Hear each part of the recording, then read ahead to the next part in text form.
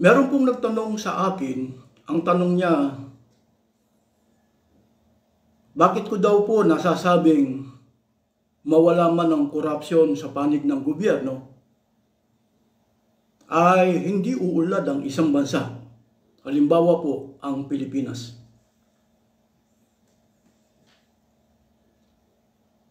Kasi po, ito pong aking sinasabing ito, pinag-aaralan nila.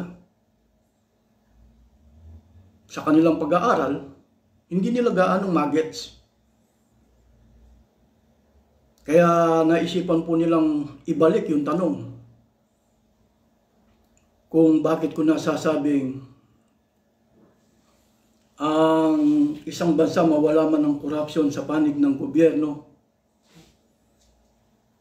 ay hindi pa rin uunlad.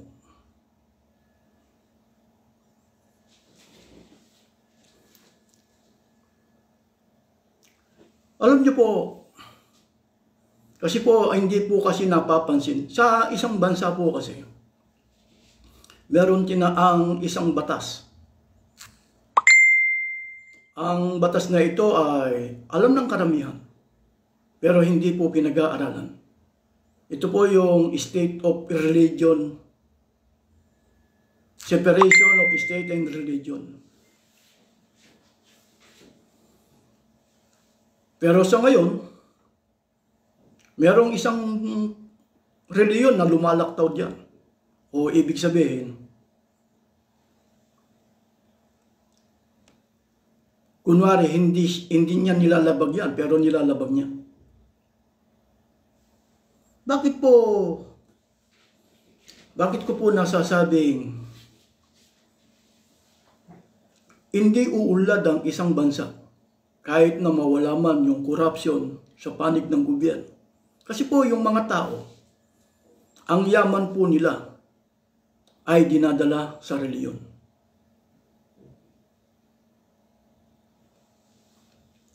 Paano nangyayari po yun? Paano nangyayari?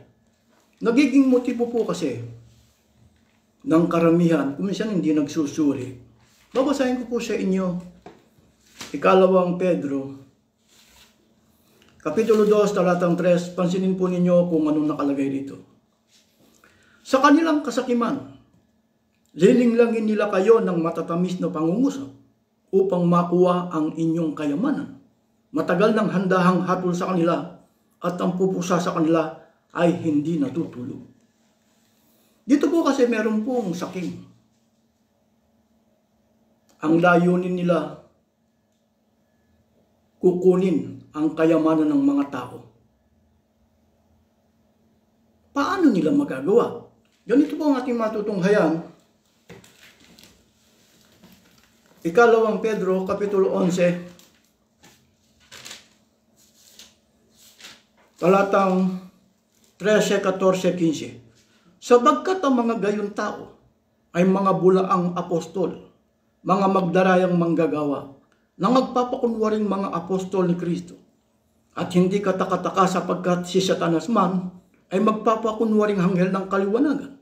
Hindi malaking bagay nga na ang kanyang mga ministro naman ay magpakunwari na waring ministro ng katwiran, na ang kanilang wakas ay masasang-ayon sa mga gawa. Sila po ay magpapanggap na waring ministro ng katwiran. Gagamitan po nila ang mga tao ng Biblia. Ang layunin, kunan ng kayamanan ng mga tao.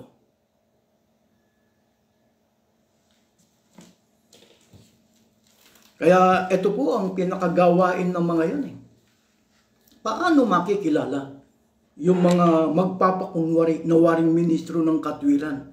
Ang layunin, kumuha ng kayamanan. Ganito ang ating matutunghayan, aklat po ng Mateo 23:3. Dito po sa magandang balita, Biblia, pasinin po ninyo. Kaya't gawin ninyo ang itinuturo nila at sundin ang kanilang iniutos. Ngunit huwag ninyong tularan ang kanilang gawa, sapagkat hindi nila isinasagawa ang kanilang ipinangangaral. Nagbibigti sila ng mabibigat na dalahin at ipinapasan sa mga tao Ngunit ni daliri, ayaw nilang igalaw upang tumulong sa pagdadala ng mga yon. Ang mga bulaang propeta, magpapakunwari na waring ministro ng katwiran. Ang dala Biblia. Pero yung turong itinuturo nila, hindi po nila gagawin. Pero gumagamit po ng talata ng Biblia. Kasi po, ang layunin nila ganito. Ganito po ang ating matutunghayan sa aklat po ng Roma, Kapitulo 2, talatang 21, dito sa New Filipino Version. Pakinggan po ninyo. Roma, Kapitulo 2, talatang 21, ikaw na nagtuturo sa iba, bakit hindi mo turuan ang iyong sarili? Ikaw na nangangaral na bawal magnakaw, bakit ka nagnanakaw? Ibig sabihin, sila ay nagiging tagapagturo o nagpapakilala silang mga tagapagturo. Pero ang sarili nila, hindi po nila tuturuan. Kumbaga, yung pong turo nila, ipapagawa sa mga miyembro. Sila. Kaya kailangan pong suriin natin yung mga tagapagturo Ganito po ang ating matutunghayan. At ito po ang itinuturo, ito po ang dapat nating gawin. Unang 1:4:1, pansinin po ninyo kung anong pagtuturo rito. Unang 1, mga minamahal, huwag kayong magsipaniwala sa bawat espiritu, kundi inyong subukin ang mga espiritu kung sila'y sa Diyos, sapagkat maraming nagsilitaw ng mga bulaang propeta sa sanlibutan. Kinakailangan po na suriin siya sa atin. Kaya magtatanong po tayo o magsusuri tayo bago tayo umanib sa isang reliyon o pagka nakakita tayo ng mga tagapagturo. Susuriin natin sila, magtatanong po tayo. Yung bang turo mo, magagawa mo ba? Baka ipapagawa mo lang sa amin.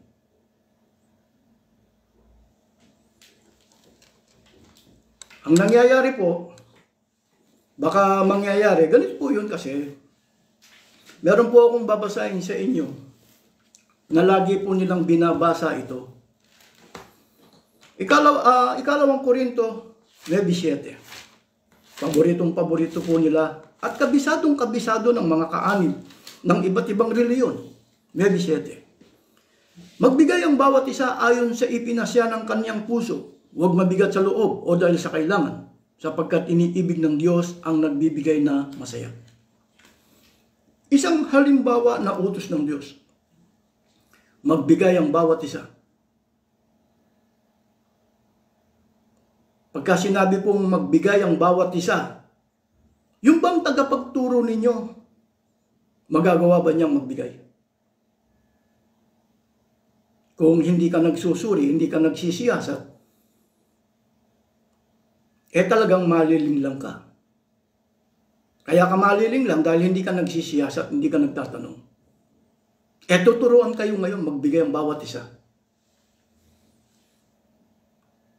Hindi lamang ikaw bilang ama, hindi lamang ikaw bilang ina, pati yung mga anak mo, magbibigay. Yung tagapagturo mo, magagawa ba niyang magbigay? Kaya kailangan po susuriin natin yung mga tagapagturo natin kung magagawa nilang magbigay ng abuloy. Kasi po naipalaganap ng karamihan na kapag ka pastor, pagka ministro, ang pinakatungkulin po nila ang pinakatrabaho po nila magturo. Paano po sila mabubuhay? Kung ang pinakatungkulin, pinakatrabaho nila ayaw magturo. Manapa sa isa-isang reliyon, kurso pa yan. Halimbawa sa Iglesia ni Manalo. Paano nabubuhay ang inyong kinikilalang mga pastor, mga ministro, o mga tagapagturo? Halimbawa sa Iglesia ni Manalo, paano po nabubuhay si Manalo at ang kanyang mga ministro? Ganito ang ating matutunghayan. sa isang pasugo, the church expenses, including those for the construction of houses of worship, 2 Chronicle chapter 24, verse 12 to 14, the maintenance of these houses of worship, the sustenance of minister and their families. Galatians chapter 6, verse 5 to 6, the propagation of the gospel through print, radio, and TV, and the assigning of ministers for foreign mission are all supported by voluntary contribution. What are voluntary contribution? They are thank offerings given freely based upon the dictate of one heart. 2 Corinthians chapter 9, verse 7. Guided by this biblical precept, the church does not in any way dictate or set a quota on thank offerings or voluntary contribution of each member. Kasi po, kapag kinilala ninyo ang inyong reliyon, kinilala ninyo ang inyong mga tagapagturo, paano sila nabubuhay?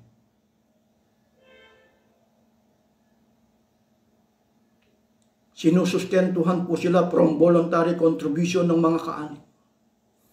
Bakit kailangan silang sustentuhan? Wala po silang karapatan magtrabaho na katulad natin. Sa makatwid, umaasa sila. Ang utos po, ikalawang Korinto 9:7, magbigay ang bawat isa. Saan nila kukunin yung ibibigay nila? Kayo po ang humatoy. Hindi po nila magagawang magbigay ng mga abuloy. Kasi ang terminong ginamit, bawat isa. Di ba? Kapag sinabing bawat isa, pati ministro magbibigay. Saan siya kukuha ng ibibigay? Dapat tinatanong ninyo, o ikaw ministro, pastor, saan ka kukuha ng ibibigay? Kaya ang gagawin po nila, magkukunwari sa pagbibigay. Ito po kasi kinikilala ninyong mga tagapagturo, hindi po kaya nga bula ang propeta yan. Hindi po sila kumikilala sa Diyos. Ganito po ang ating matutunghayan. Ang kinikilala lang nila, yung bigay ninyo. Babasahin ko po sa inyo, unang 1, kapitulo 2, talatang 3-4. At sa ganito yung nalalaman natin na siya'y ating nakikilala kung tinutupad natin ang kanyang mga utos. Ang nagsasabing nakikilala ko siya at hindi tumutupad ng kanyang mga utos ay sinungaling at ang katotohanan ay wala sa kanya. Ibig sabihin ng mga tagapagturo ninyo, hindi nila magawang magbigay. Bakit? Walang karapatan magtrabaho. Kaya nga bibigyan lang sila. Ngayon, para hindi po mahalata na hindi sila nagbibigay, nagkukunwari. Paano po sila nagkukunwari? Kukunin po dun sa tinatawag nilang mga abuloy ng mga kaanib kung tawagin tulong. Yung mga kaanib, saan nila kukunin yung ibibigay nila? Sa kinikita nila. Kaya ang nangyayari po, sa panahon ng pagsamba o pagtitipon nila, nakikita nilang nagbibigay yung ministro o yung pastor nila o yung mga tagapagturo nila. Ang tanong ko, kanino pupunta? Halimbawa, si Manalo, nagbigay siya ng 5 milyon. Wala naman tali, pero bumabalik sa kanya. Di katulad nung yoyo, may tali. Kaya yung yoyo, bumabalik. Di ba pagka itinapon mo yung yoyo, pagka itinapon mo, bakit siya bumabalik? May tali. Kay Manalo, magbigay man ng 5 milyon, 10 milyon. Wala naman tali, pero bumabalik. Yung mga ministro niya, bibigyan niya ng tulong. Galing po sa mga abuloy, dun sa mga kinulekta nila. Itong tulong mo. Itinuturo ba ni Manalo sa kanyang mga ministro na, magkunwari kayo sa pagbibigay ng abuloy. Pati asawa mo, pagbawalan mo magtrabaho yan. Yung mga nagbibigay ng mga kaanib, bahala ng Diyos sa inyo. Bahala ng Diyos sa inyo. Kasi po, tumanin sa isipan ng karamihan ng mga tao na ang akala nila, yung mga tunay na, pati tunay ang akala nila, yung tunay na tagapagturo, hindi nagtatrabaho. Katulad ng ginagawa ng kanilang mga ministro. Nagtatrabaho po. Ang babasahin ko po sa inyo, Ikalawang Tesalonica,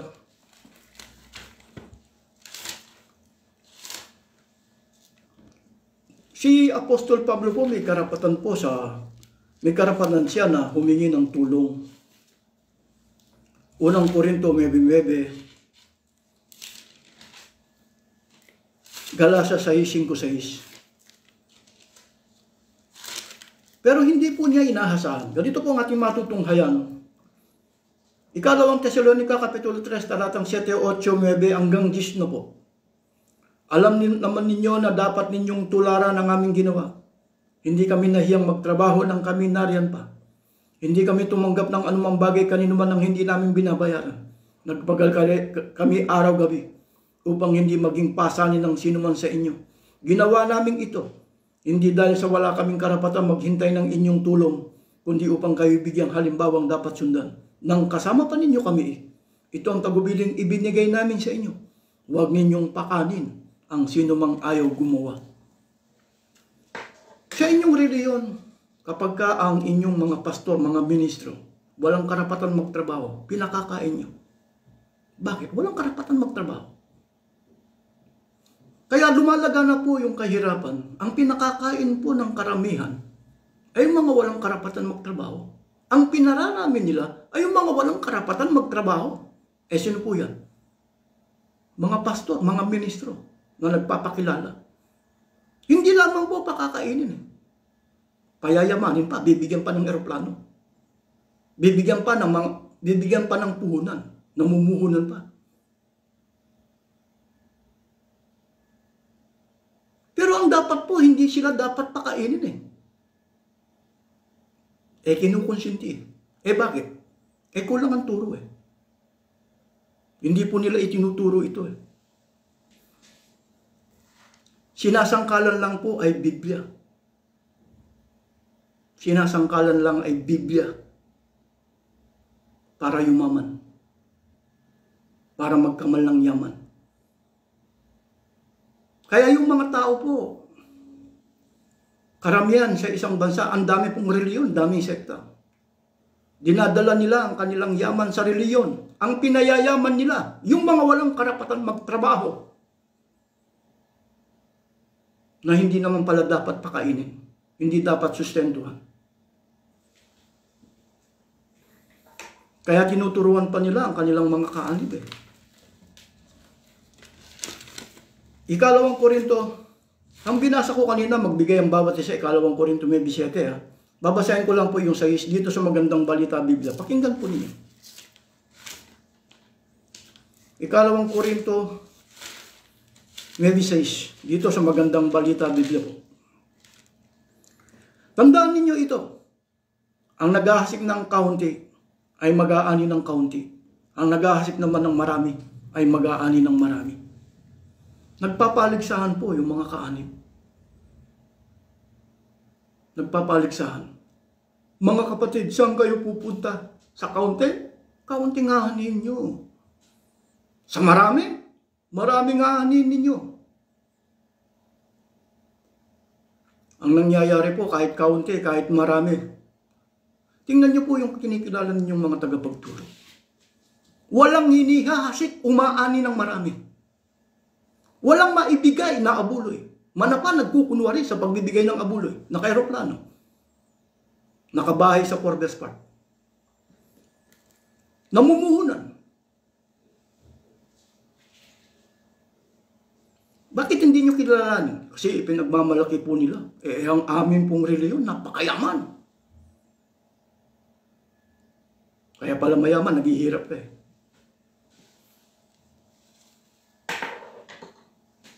Kaya yung walang hinihahasik, umaani siya ng marami. Ganyan po ang inyong kinikilalang reliyon o sekta. Magpapaligsahan yung mga kaanib na magbibigay. Na ang binibigyan pala nila, hindi dapat bigyan eh. Bakit? Walang karapatan magtrabaho. Ang tungkulin po niya ay magturo. Ang pinakatrabaho niya ay magturo. Bakit ayaw niyang ituro? Ang ikalawang Tesalonica, Kapitulo 3, talatang 7, 8, 9 hanggang 10. Siya pala hindi dapat bigyan ng pagkain. Turuan siyang, halimbawa, kasi po ganito po yun. Ang isang matalinong tao, imbes na isda ang ibigay mo, gamit sa pangingisda. Ito pong kasabihang ito, hindi pwedeng i-apply sa reliyon o sekta. Bakit? Binigyan mo na siya ng puhunan, meron na siyang hospital, meron na siyang, nagbibigay ka pa rin eh. Hindi po sinabi doon sa kasabihan na pagka ang isang tao, bibigyan mo ng gamit sa pangingisda, susustentuhan mo pa. Sasabihin niya, yung gamit sa pangingisda po, wala pong panggasolina eh. Wala pong wala po kaming pagkain eh. Paano po aandar yung gamit sa pangingisda eh? Wala, naloko, nadaya ka na. Ganyan po ang reliyon. Kahit na nakikita nyo na kumbaga nakikita nyo niyang mayaman, nagbibigay pa rin kayo. Kasi po ang nangyayari po kasi sa iba, parang sugal lang, sugal. Buti nga po ito po yung pagkakaiba ng reliyon at saka yung sugal. Ito po, para maintindihan po ninyo.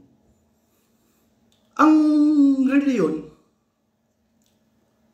titirahin ka dun sa maghasik ng kaunting ani, ang maghasik ng maraming ani. Kung hindi ka rin magtatrabaho, hindi mo makikita kung kaunti o marami. Ibig sabihin, halimbawa, ang trabaho mo konti, trabaho mo konti, kikitain mo konti. Di ba? Yung reliyon ninyo yung tagapagturo hindi naniniwala sa Diyos Kaya bahala ng Diyos sa inyo yung mga, ibig sabihin, yung mga miyembro, bahala ng Diyos sa inyo. Ngayon, kung gusto mong kumita ng malaki, didagdagan mo yung trabaho mo. Kung gusto mo, kung kukunti yung trabaho mo, siyempre kukunti yung kinikita mo. Pero Diyos nang bahala sa iyo. Pero yung mga tagapagturo hindi napapansin. Sa sugal po, may tiyak na panalo ka. Pero pinagbabawal po yung mga miyembro na magsugal. Pero ang pinag-iinteresan po ng mga miyembro yung kinikita ng sugal. Halimbawa, sa saklahan, pagka may patay ng mga kaanib ng iglesia, binibigyan sila ng donasyon. O kaya nagkasakit, pupunta ng PCSO. Nasan yung reliyon? Hindi makita.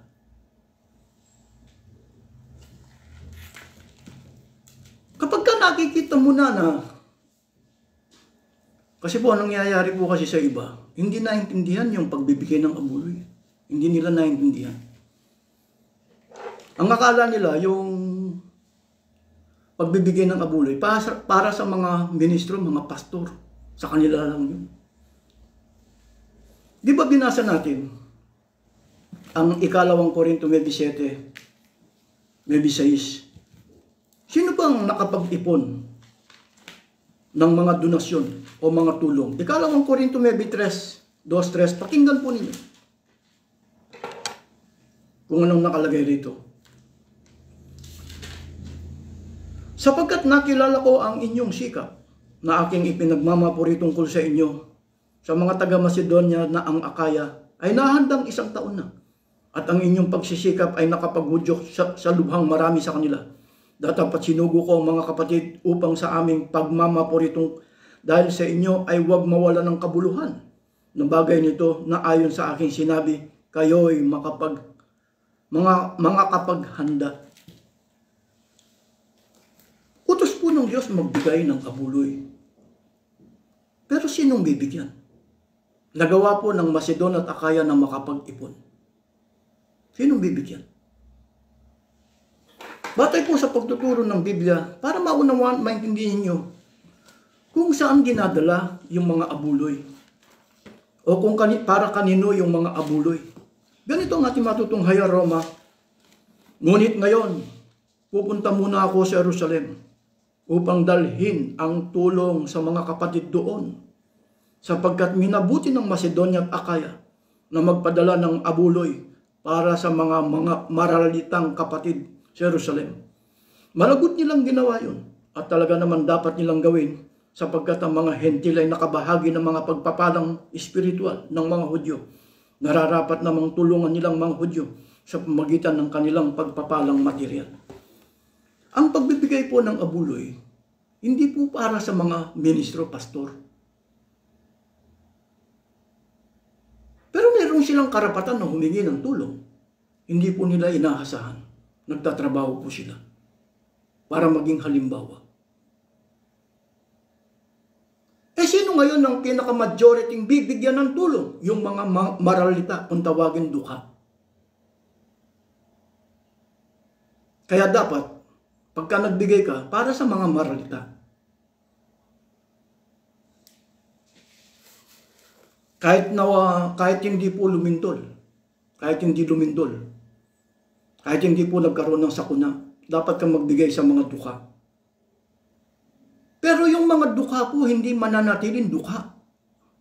Kasi bukas makalawa na ikaw ang magbibigay, ikaw na nagbibigay, baka ikaw naman ang bibigyan. Ganito po ang ating matutunghayan. Kasi po, hindi po binabasa mga ibang talata.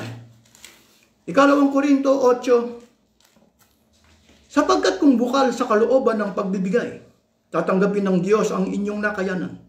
Hindi niya inihintay na magbigay kayo ng hindi ninyo kaya. Hindi sa ibig kong mag-aanan ng iba at mabigatan naman kayo. Masagana naman kayo ngayon. Marapat lamang na tulungan ninyo ang mga nangangailangan. Ulitin ko po, masagana naman kayo ngayon. Marapat lamang na tulungan ninyo ang mga nangangailangan. Kung kayo naman ang mangailangan, sila naman ang managana, sila naman ang tutulong sa inyo. Sa gayon, pareho kayong nakatulong sa isa't isa. Give and take.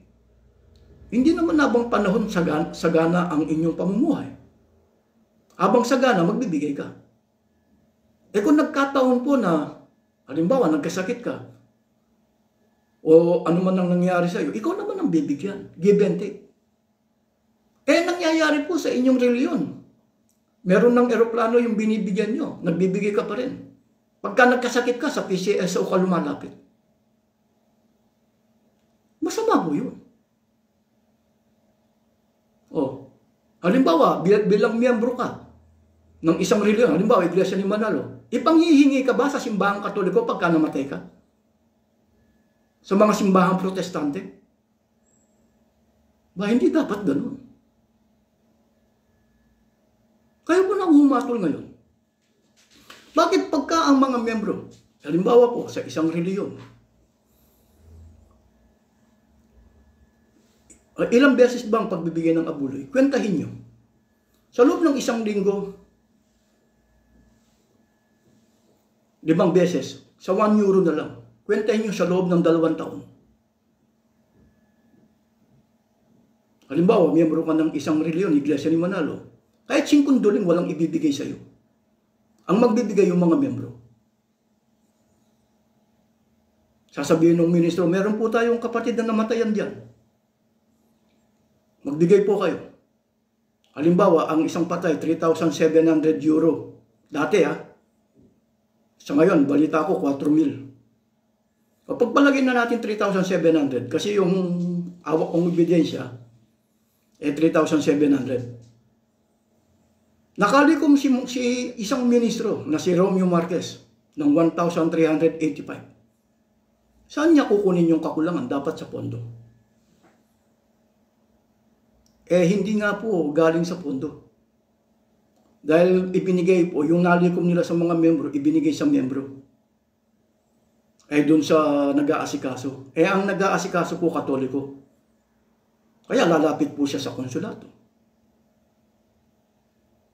Para makapanghingi ng abuloy sa mga simbahang Katoliko, simbahang Protestante. Ang ipanghihingi nila, yung membro nila. dapat yung 1,385 kukunin nila dun sa pondo ng reliyon. Yung wala pong silbi ang reliyon ninyo. Kaya ipanghihingi ka sa mga iba't ibang klase ng simbahan, protestante, para maipawi ang bangkay mo. Eh kung nagbayad ka na lang ng OWA, eh magkano po ang OWA sa loob ng 2 taon? Ikukumpara nyo dun sa reliyon ninyo. Ang reliyon ninyo, pag kami nangyari, walang silbi. Kahit gamitan nyo ng microscope, gamitan nyo man ng set lente, walang silbi po yan. Eh bakit? Ang pinayayaman ninyo yung mga walang karapatan magtrabaho.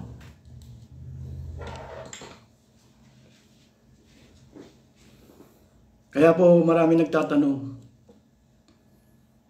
ang pinayayaman ng mga tao, dapat kontrolin ito ng gobyerno. Katulad ng ginawa nila kay Kibuloy. Sa ngayon, dapat kontrolin din si Manalo. Kung bakit hindi matitino ang mga opisyal ng gobyerno, mga politikong napapwesto, dahil ipinagmamalaki nila na sila ang bumoboto para mapaupo.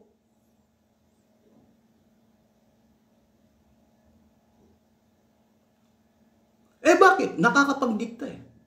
Ang kailangan lang ni Manalo protection sa mga politiko kahit na corrupt.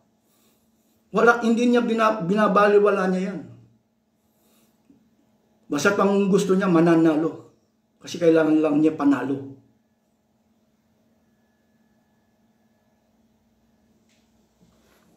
So ngayon nakikita ko lantaran.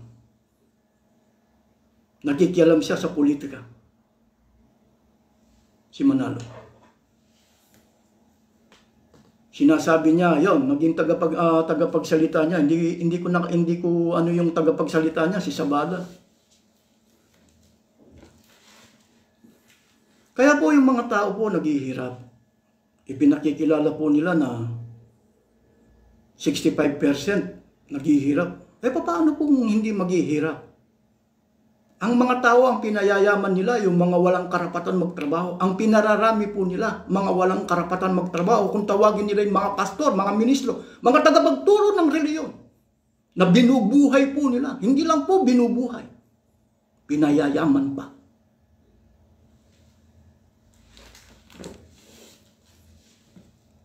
Ngayon, para maproteksyonan ang kanilang mga pag-aari, ganyan nilang pilit na hawakan ang mga opisyal ng gobyerno. Kaya kung minsan nasasabi ng mga tao, maging matalino kayo sa pagboto. Eh, paano mo masasabing magiging matalino kung kasapi sila ng isang reliyon? Ang isang reliyon, ang gusto niya yung mananalo. Hindi naman niya hinahanap yung qualification eh. Kung karapat dapat eh. Eh bakit kurap ang mga politiko dahil sa isang reliyon o sekta katulad ni Manalo? Bakit? Nakakapagdikta eh. 2.8 million mangmang na tao. Eh bakit? Iniingatan po kasi yung yaman. Kaya si Manalo mismo sa Biblia, dumalabag yan eh. Sa pakikialam niya sa politika. Babasahin ko po sa inyo. Aklat po ng Roma. Dito po sa Magandang Balita Biblia. Sa 13. Hindi ako magkamali 13. Bawat tao ay pasakop sa mga pinuno ng pamalahan. Sapagkat walang pamamahalang hindi mula sa Diyos. At ang mga pamahalang umiiral ay itinatag ng Diyos. Kaya nga, ang lumalaban sa pamamahalan ay lumalaban sa mga itinakda ng Diyos at lalapatan ng parusa ang sinumang lumalaban. Alam niyo, ang mga Pinoy dapat katakutan ng gumagawa ng masama, ngunit walang dapat ikatakot sa kanila ang gumagawa ng mabuti. Ibig mo bang huwag matakot sa mga namumuno, gumawa ka ng mabuti at pupurihin kanila?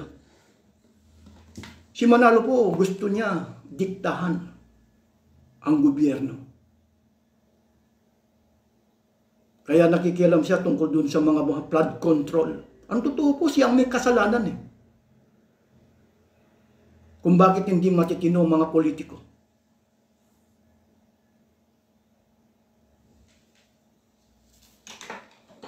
Kaya lang hindi nagiging issue yan sa social media. Bakit? Si Manalo kasi nakakapagdikta. Ginagawa niyang mangmang ang kanyang mga kaanib. Sino bang nagpanalo? Doon sa mga politikong korap. Kaya tinatanong ko kayo. Siya. Pagkatapos sasabihin mo na, wala. Kasi po, kailangan talaga nilang hawakan ng gobyerno. Naghihirap yung mamamayan. Kasi po, mawala man ng korupsyon sa panig ng gobyerno, ang mga tao pinayayaman ng kanilang reliyon.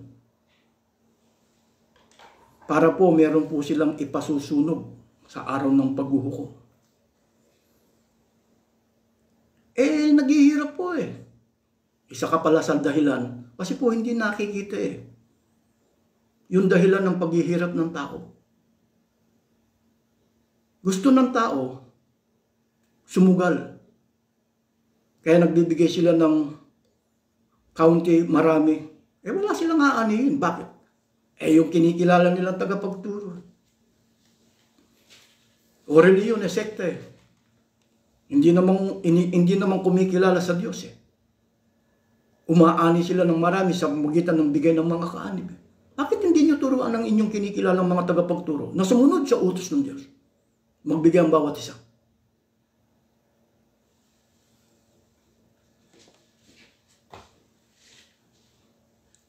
Paano nila magagawa? Di magtrabaho sila. Kaya si Apostol Pablo 18:3 nang gawa kahit saan siya makarating. Itong si Manalo at ang kanyang mga ministro collector lang. Kahit saan sila makarating, mangongolekta lang sila ng abuloy. Kaya pagka napapansin napapanood po ako ng karamihan, mawala man ng korupsyon. Ngayon, bakit nagkakaroon ng korupsyon? Dahil sa isang sekte. Yung mga sektang yan nakikialam sa gobyerno. Hindi lamang, kumbaga, sa ngayon, si Manalo na lang. Silang nakikialam, silang gusto magmaniobra sa gobyerno. Gusto nila mapasunod ang gobyerno sa kanila. Pero dapat, ang umangat Ayaw ko sanang basahin ito sa inyo, pero mabasahin natin. Si Manalo kasi kailangan ma-under niya ang gobyerno. Isang pasugo na paborito ng iglesia ni Manalo. Ito po yung pasugo. Ito po yung sikreto ng iglesia ni Manalo.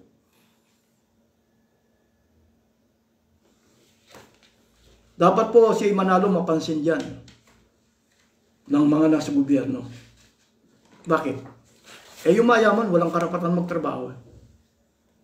Hindi po nagbabayad ng tax sa gobyerno. Kaya naghihirap ang isang sambayanan. Isang pangako sa sambayanan, Pangulong Tudling.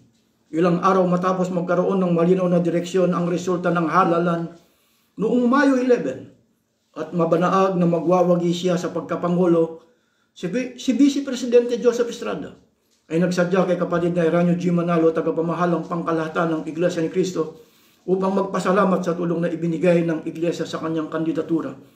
Sa pagkakataong din niyaon, ipinaabot ng kapatid na Eranio ang pagbati ng mga ministro at kaanib sa Iglesia sa magiging pinuno ng Republika. Subalit sa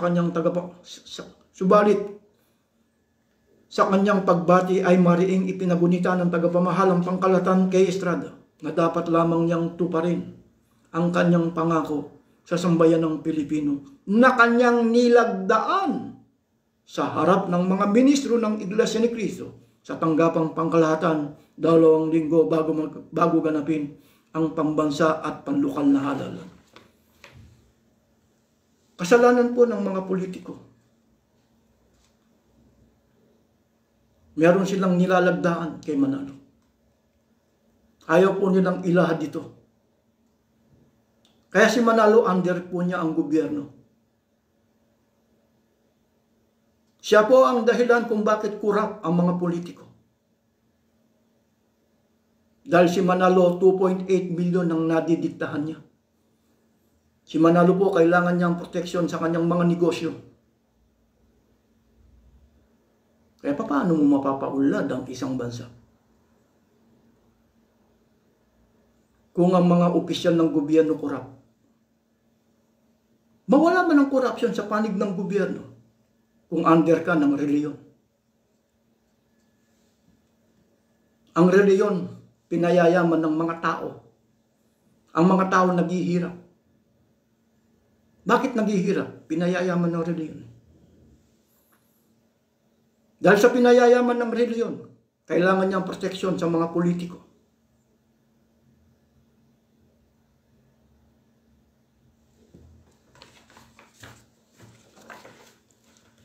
Kailangan. Kaya nagpasok na siya ng mga miyembro niya, katulad ni Marcoleta, para guluhin ang gobyerno. Hindi para ituro yung totoo. Pero sa nakikita ko ngayon, sa ginagawa ni Bongbong Marcos, kaya ako, sa ginagawa ni Bongbong Marcos, humahanga ako ng konti. Konti. Dahil binabaliwala niya si Manalo. Tatandaan po natin, kaya kurap ang mga nasa gobyerno. Dahil sa kanya. Kay Manalo. Pero sa ngayon, may nakikita akong hindi siya napagbibigyan katulad yung ginawa nila noong January 13. Hindi siya napagbigyan. Kaya malaki ang inanakit ni Manalo kay Bongbong Marcos. Kaya ganyan akong humahangi kay Marcos. Gusto nila saklawin ang gobyerno. Kasi ipinagmamalaki nila na ang reliyon ng Pilipinas ang Iglesia ni Manalo. Pero sa ngayon, nakikita ko kung matalino si Marcos. Lahat ng miyembro ni Manalo sa bawat ahensya ng gobyerno, kilalanin. Baka silang magamit para mapatalsik ka sa gobyerno. Ewan ko lang ngayon, araw na to, kung kasama sila. Kaya mag-ingat ka bilang presidente ng Pilipinas. Mag-ingat ka. Mag-ingat ka sa isang reliyon. Ito po ang aking naipaglingkod sa inyo kung bakit, ano man ang gawin, kung ang mga tao naghahanap po ng pag-unlad, hindi mo makikita. Dahil ang pinayayaman ninyo ang inyong reliyon o sekta. Ito pong mga sekta o mga reliyon, walang pakialam sa mga miyembro. Bahala na ang gobyerno. Bahala na ang mga opisyal ng gobyerno. Dapat po magkaroon po ng boses ang gobyerno sa mga reliyon. Pwedeng sabihan si Manalo, huwag kang makialam sa politika. Separation of state and religion. O ngayon, kung gusto mo makialam, magbayad ka ng tax. Sa mga pag-aari mo. Dahil namumuhunan ka na.